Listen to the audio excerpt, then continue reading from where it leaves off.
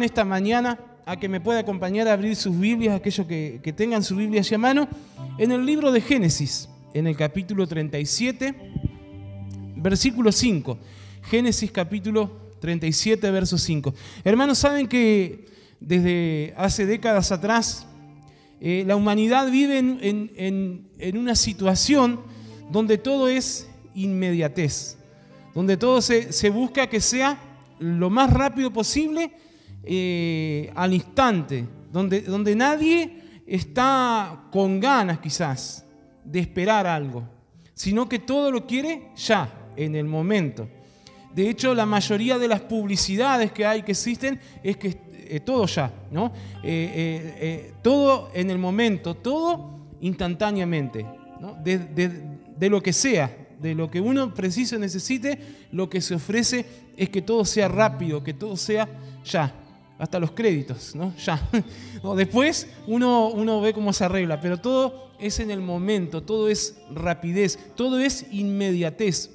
Se procura que todo sea rápido, que todo sea sumamente acelerado, que todo sea muy rápido. Pero tenemos un Dios que va contrario al pensamiento y a la modalidad de este mundo y de nuestra sociedad. Tenemos un Dios que está interesado en los procesos en nuestras vidas. Tenemos un Dios que trabaja de forma diferente en nuestras vidas. Tenemos un Dios que es un Dios de procesos. Vamos a leer allí en Génesis 37, versículos 5 al 11, dice la palabra de Dios: y soñó José un sueño, y lo contó a sus hermanos, y ellos llegaron a aborrecerle más todavía. La Biblia relata que los hermanos de José tenían envidia acerca de José, ¿no? Y de hecho allí sus padres le habían regalado una túnica que era especial y que era de colores, y aún allí se enojaron más contra él. Y Dios comenzó a bendecir la vida de José y a tratar con su vida, pero los hermanos, en sus propios hermanos, se generó allí un sentimiento de envidia hacia él, ¿no? Y dice el texto que leíamos recién, dice: llegaron a aborrecerle más todavía. Y el verso 6 dice: y él les dijo, sumando, ¿no?, a todo lo que ya estaba pasando, dice: oíd ahora este sueño que he soñado. He aquí que atábamos manojos en medio del campo, y he aquí que mi mano se levantaba, y aquí que mi manojo se levantaba y estaba derecho, y que vuestros manojos estaban alrededor y se inclinaban al mío. Tremendo, ¿no? Ya ahí con eso que está diciendo, mire la actitud de los hermanos. El verso 8, le respondieron sus hermanos: ¿reinarás tú sobre nosotros o señorearás sobre nosotros? Y le aborrecieron aún más a causa de sus sueños y sus palabras.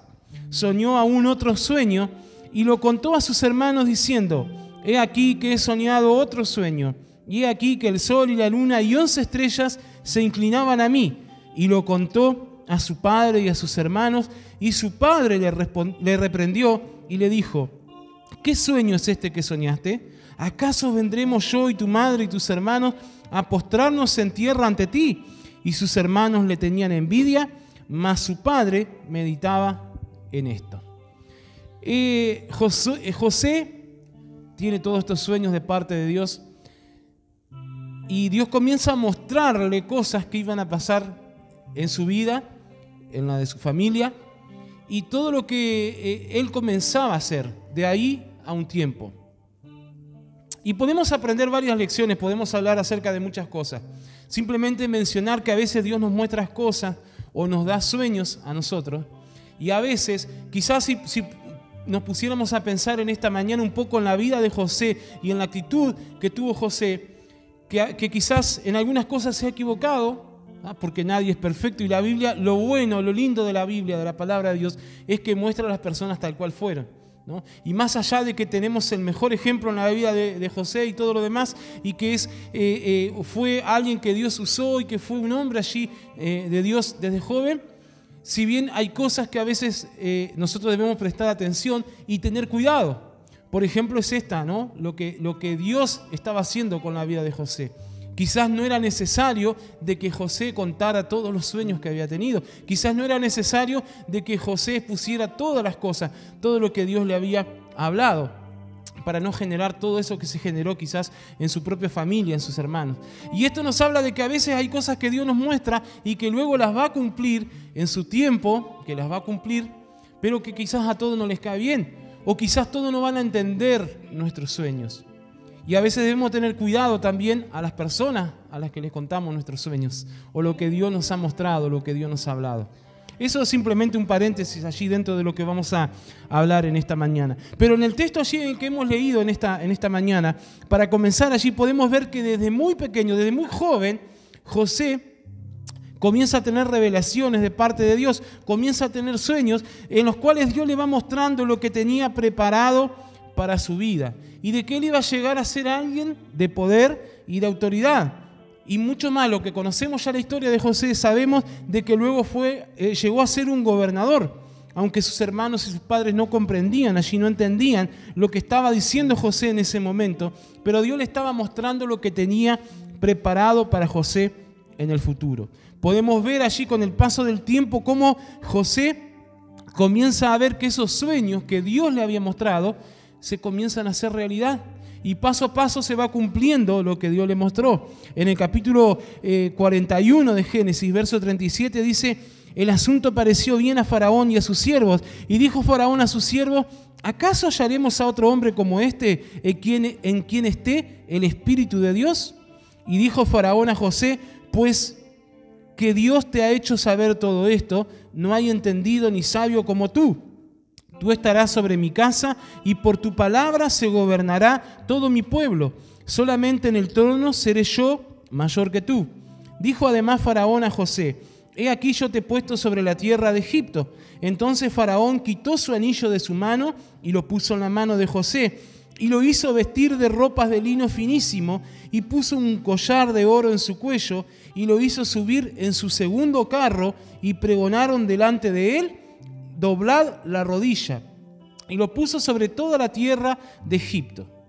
Está tremenda esta historia, ¿no? Está espectacular todo eso, lo que leemos. Dios le habla todo, le muestra en sueños a José todo lo que va a hacer con él, ¿no? Aunque quizás ni él mismo entendía o comprendía todo, Dios le muestra todas estas cosas a José y vemos allí en el capítulo 41, ¿no?, todo lo que pasó y cómo termina José, siendo el gobernador de todo Egipto.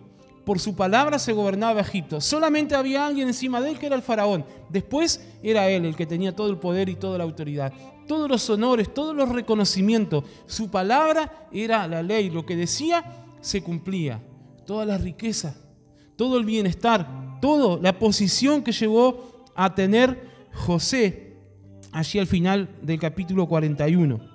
Ahora, si nosotros miramos y leemos la historia completa de la vida de José, si usted quiere en su casa, desde el capítulo 37 hasta el capítulo 41 allí de Génesis, nos daremos cuenta de que desde su infancia, allí cuando el Señor comienza a revelarse en sueños lo que habría de hacer en su vida, lo que iba a pasar en el futuro de José, los sueños que se iban a hacer realidad en él, a su edad más o menos de unos 30 años, cuando se cumple todo esto, de que iba a llegar a ser gobernador de todo Egipto.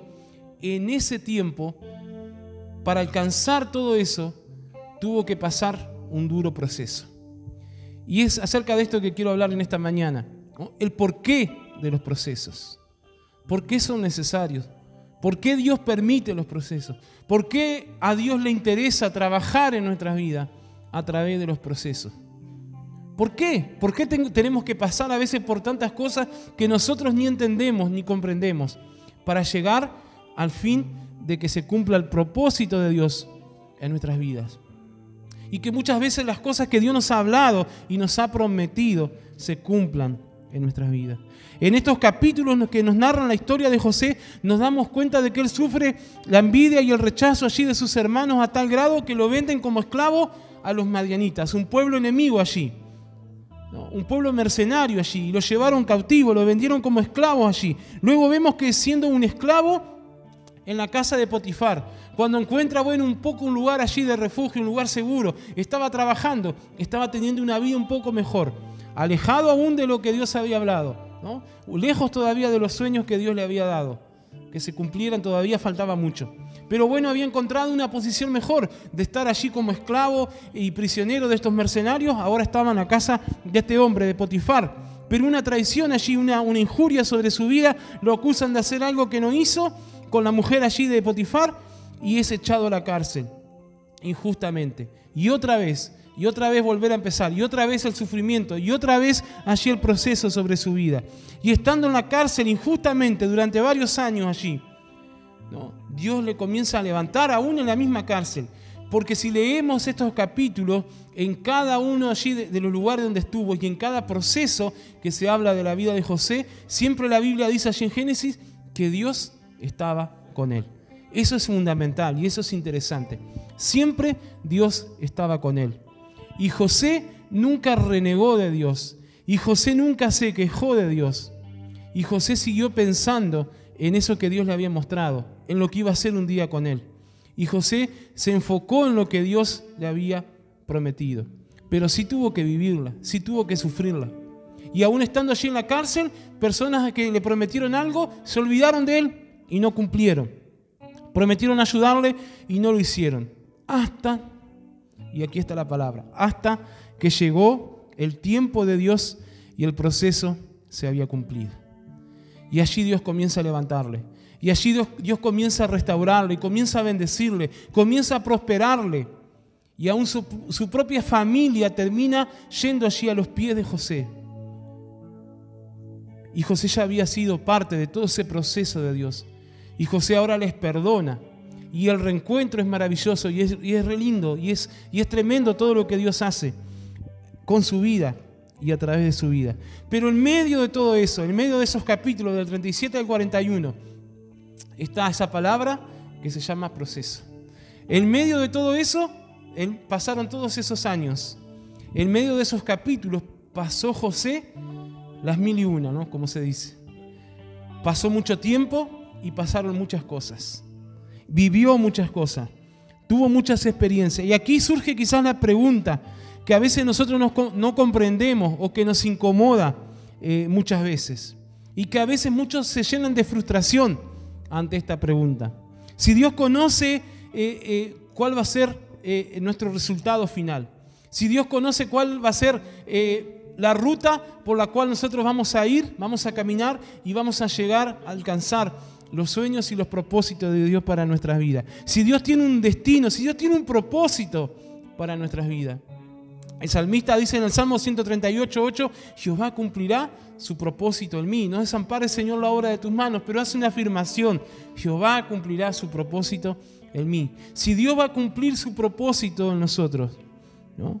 Si Dios va a hacer todo eso, ¿por qué nos lleva a veces por caminos que nos hacen creer que andamos perdidos o que Él nos ha abandonado? ¿Por qué Dios permite esas cosas? ¿Por qué Dios permite ciertas situaciones? ¿Por qué no nos lleva directo allí rápidamente hasta donde Él nos quiera llevar? Sería más lindo, ¿no? Que Dios venga y nos muestre algo así como a José y que mañana ya despertemos con todo eso cumplido. Y que sea así, rapidísimo, para avanzar, ¿no? ¿Para qué vamos a perder el tiempo? ¿No? ¿Para qué vamos a dar vuelta?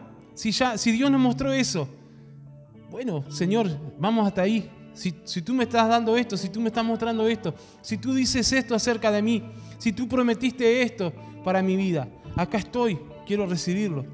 Pero el Señor dice, pará un poquito, hay algo que se llama proceso y necesito que vayas caminando conmigo por acá, por acá, por acá, por acá, hasta llegar a donde quiero llevarte. Y la respuesta allí es que Dios obra en nuestras vidas por medio de procesos.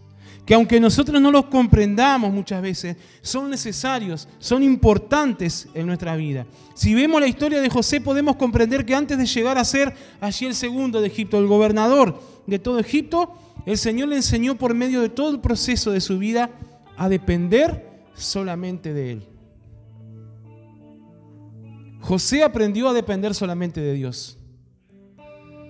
Aprendió que no pudo confiar en su propia familia, en sus propios hermanos, y tuvo que depender solamente de Dios. Aprendió que siendo esclavo allí vendido a estos mercenarios, el único que le quedaba era Dios. Aprendió que estando allí en la casa donde parecía que todo iba a comenzar a salir bien, con un buen trabajo, en una posición mejor, dignamente allí. Alguien le acusa injustamente y todo se desmorona de vuelta. Y aprendió que no podía confiar en ninguno de ellos y que solamente le quedaba a Dios. Y termina allí en la cárcel, injustamente acusado. Y gente que está allí con él le promete, bueno, cuando salga te voy a ayudar. Y luego se olvidan. Aprendió que solamente puede esperar en Dios.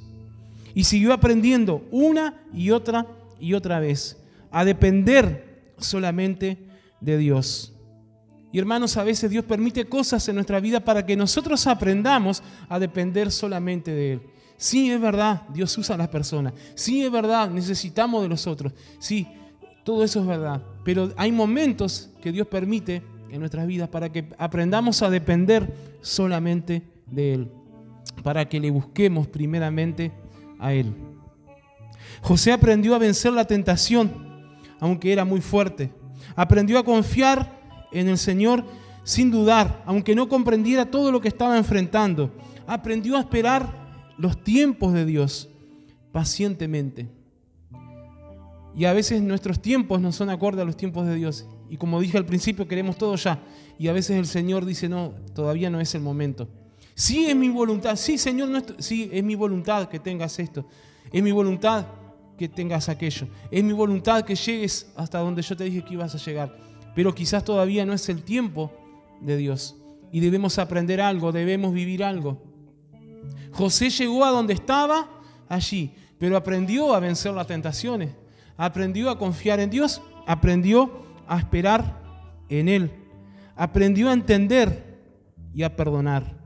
Y esto es importante. José llegó a donde estaba y un día pudo perdonar allí a sus hermanos porque aprendió los procesos de Dios en su vida. Y hermanos, en nuestra vida los procesos son igualmente importantes como lo fueron en la vida de José. Es por eso que en esta mañana nosotros hablamos acerca de esto. ¿Por qué? El porqué de los procesos. Y muchas veces, en primer lugar, lo que debemos entender es que en esos procesos el Señor nos enseña lecciones espirituales que son muy valiosas para nuestras vidas. Isaías 48:17 dice, así ha dicho Jehová, Redentor tuyo, el Santo de Israel. Yo soy Jehová, Dios tuyo, que te enseña provechosamente, que te encamina por el camino que debes seguir. El Señor nos enseña provechosamente. Él nos encamina por el camino en el cual debemos seguir. Y Dios permite los procesos en nuestra vida para enseñarnos cosas importantes.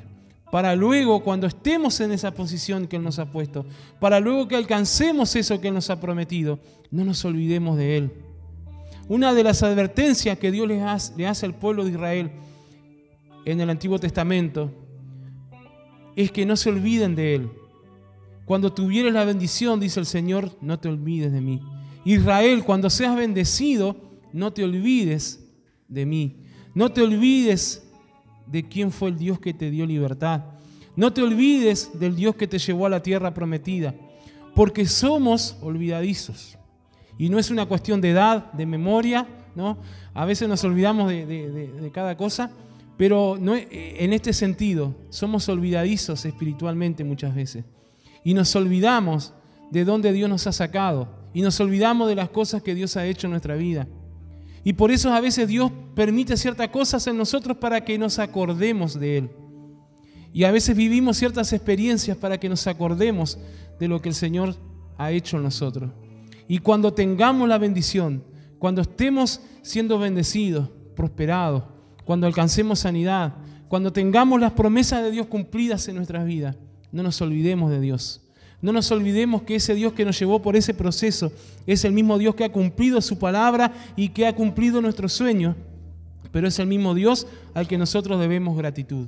El Salmo 32, verso 8, dice el Señor, te enseñaré el camino sobre el cual debes andar. Sobre ti fijaré mis ojos, dice el Señor. El Señor nos enseña allí en nuestra vida, pero tenemos que saber que los mejores aprendizajes quizás no vienen estando sentados aquí recibiendo una lección o algo, una enseñanza, sino que muchas veces esos aprendizajes vienen en esos tiempos de prueba y dificultad, donde a veces vamos a estar solamente nosotros y el Señor, donde más nadie nos pueda entender o comprender. Esos mejores momentos a veces de enseñanza son cuando el Señor nos habla directamente y cuando necesitamos estar solamente nosotros con Él. Y en esos momentos nos enseña a confiar en Él, a depender de su gracia, a ser pacientes y a esperar en su respuesta. Porque en esos tiempos el Señor nos enseña el valor de estar en su presencia. En esos tiempos el Señor nos enseña el valor de la adoración. Adoración no es estar aquí y cantar una canción lenta allí. Adoración va mucho más allá de eso. Y la verdadera adoración, cuando la Biblia habla del sacrificio de alabanza, cuando nosotros realmente sabemos que no tenemos a más nadie que a nuestro Dios, y lo único que tenemos por delante es poner nuestra confianza en Él y decirle: Señor, dependo totalmente de ti. Y como decía el salmista: Señor, en tu presencia es donde quiero estar y donde necesito estar. Solamente lo que necesito es estar en tu presencia. El valor allí de estar en la presencia de Dios y en esos procesos que nos hacen aprender a depender de Él, que nos hacen desarrollar esa comunión con Él, en los cuales el Señor nos permite comprender su voluntad y podemos entender el camino que debemos seguir y lo que el Señor nos va diciendo, las decisiones que debemos tomar.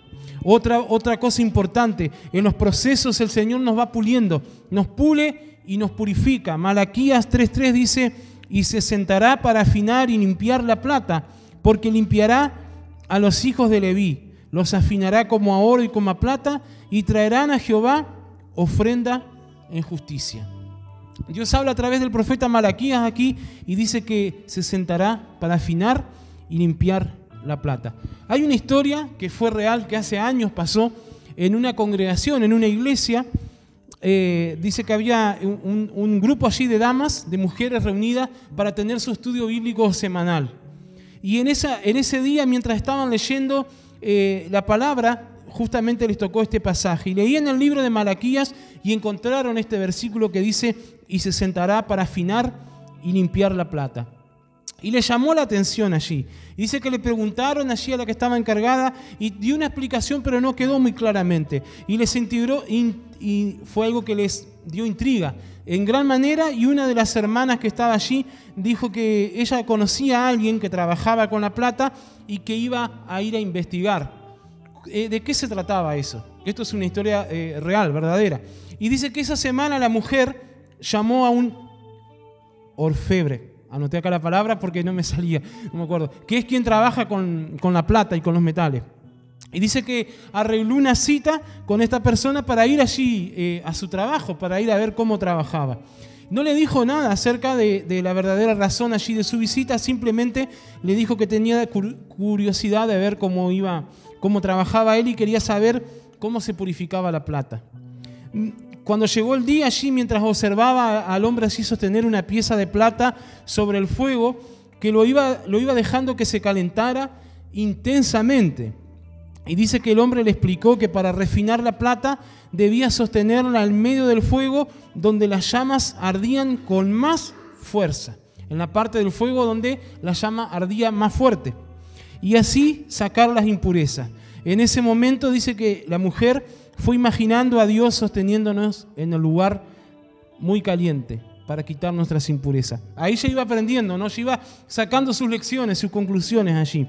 Entonces dice que recordó una vez más el versículo: y él se sentará como fundidor y purificador de la plata. Y ella le preguntó al platero si era cierto que debía permanecer sentado frente al fuego durante todo el tiempo que la plata era refinada. Y el platero le respondió: claro que sí. No solo debo estar aquí sentado sosteniendo la plata, sino también debo mantener mis ojos fijamente en ella durante el tiempo que está en el fuego. Si la plata se queda en el fuego un instante más de lo necesario, es destruida y se echa a perder. Después de allí de un momento allí de silencio, la mujer seguía mirando, ¿no? Y seguía aprendiendo allí. El hombre le dijo que necesitaba estar todo el tiempo con sus ojos fijamente sobre la plata, porque si se pasaba un poquito, la plata se echaba a perder.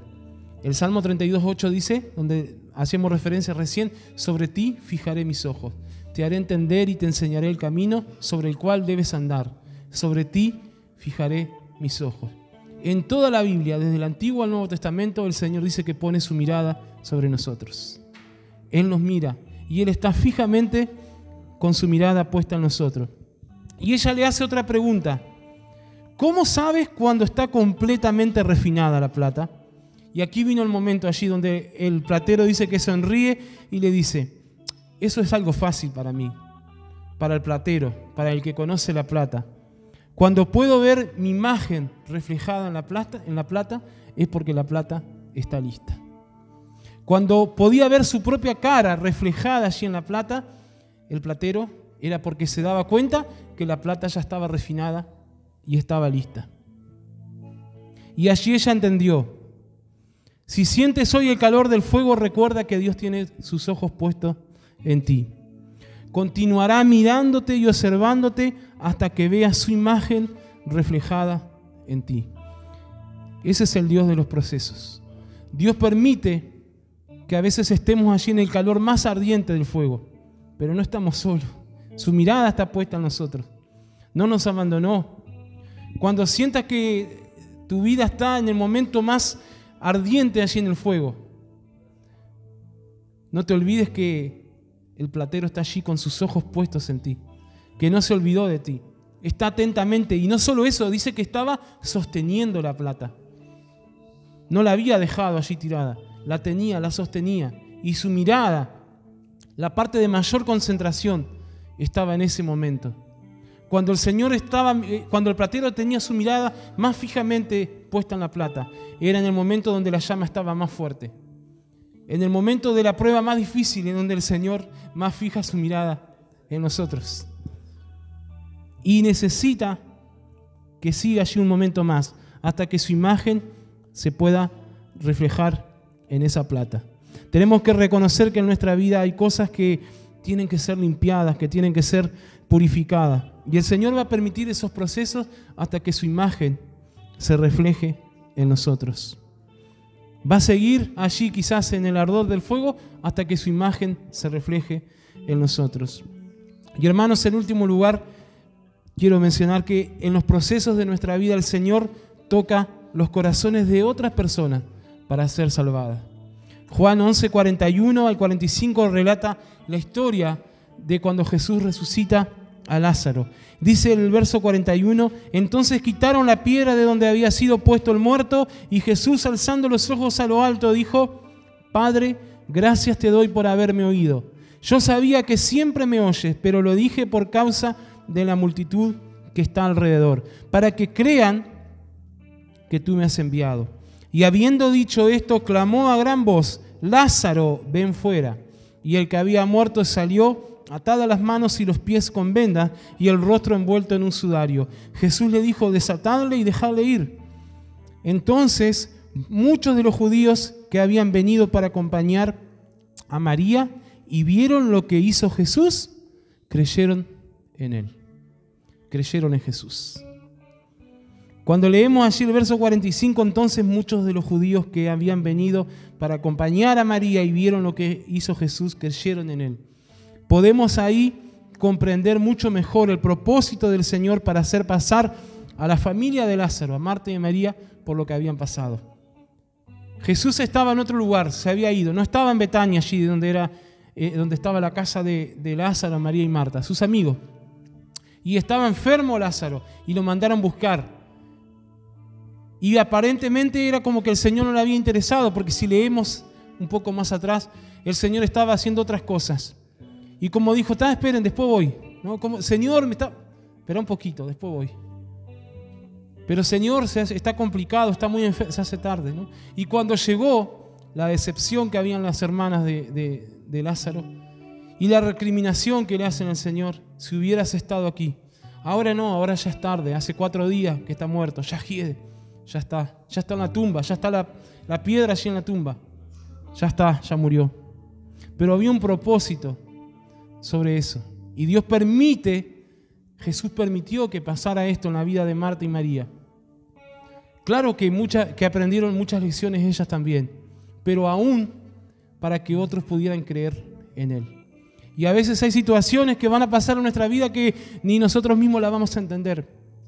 pero son cosas que Dios permite por medio de ese proceso para que otros puedan creer en Él y puedan ser salvos. Así que sintámonos contentos porque somos utilizados por el Señor y estamos en sus manos. Y muchas veces Dios permite cosas en nuestra vida para que otros puedan ser salvos. Muchas veces Dios permite situaciones en nuestra vida para que otros luego en un futuro puedan ser también sanados y restaurados por nuestro testimonio, por lo que Dios ha hecho. Muchas veces Dios permite cosas en nuestra vida para que un día otros puedan creer en Él. Que quizás no iban a creer porque se les hable o se les lea un pasaje de la Biblia o se les dé una palabra, pero sí al ver lo que Dios hace en nosotros, sí al ver cómo Dios se glorifica en nuestra situación, en nuestra enfermedad o en nuestra debilidad. Sí al ver cuando Dios obra a través de esos procesos en nuestras vidas. Quizás a veces hay cosas que no entendemos, no comprendemos, pero Dios las permite para que llegado el momento otros puedan creer en Él. Hace unos jueves atrás hablábamos y hacíamos referencia, ¿no? Antiguamente lo que se enseñaba era que si alguien estaba enfermo era porque había cometido pecado. Y cuando vienen a Jesús los discípulos allí le traen a un joven, un muchacho que estaba enfermo y le dicen, ¿no? A ver, estaban allí, me imagino la curiosidad, por no decir otras palabras, ¿no? Allí de estas personas, de los mismos discípulos del Señor.